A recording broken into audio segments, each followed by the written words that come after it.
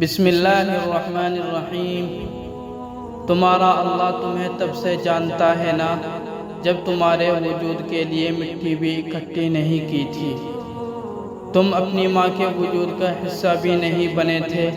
وہ تمہیں تب سے جانتا ہے کہ یہ میرا بندہ ہے۔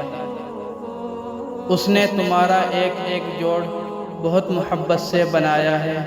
وہ تب بھی جانتا رہے گا جب روز محشر تمہاری ماں تک تمہیں نہیں جانے گی۔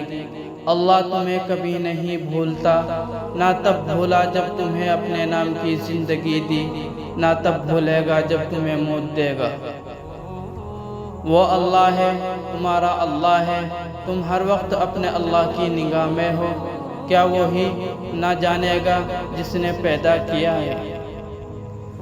آزمائش میں اللہ اذیت دینے کے لیے نہیں بلکہ کچھ سکھانے کے لیے ڈالتا ہے۔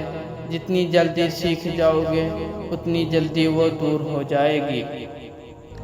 تم اللہ کو ساتوں آسمان میں ڈھونڈتے ہو، تمہاری شیرک بھی تم سے اتنی قریب نہیں جتنا قریب تم سے تمہارا اللہ ہے، لیکن اللہ تو تمہارے دل میں ہے۔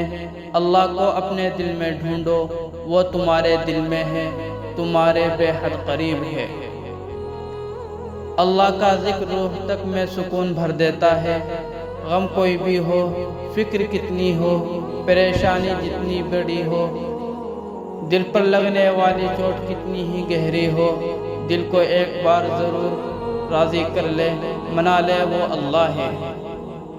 قرآن ایک ایسا ساتھی ہے جو سکون کے خزانے دیتا ہے، عزت انسان کا مقدر بن جاتی ہے، انسان سے ایسا گناہ چھڑوا دیتا ہے جو اس کے لیے چھوڑنا بہت مشکل ہوتا ہے، دل نرم ہو جاتا ہے، حق بات قبول کرنے والا دل مل جاتا ہے۔ انسان کے اعمال، افکار، سب الفاظ اللہ سے شروع ہوتے ہیں اور الفاظ اللہ پر ہی آخر ہونے لگتے ہیں۔ صرف یہاں تک ہی نہیں، انسان کو ماضی بنا دیتا ہے۔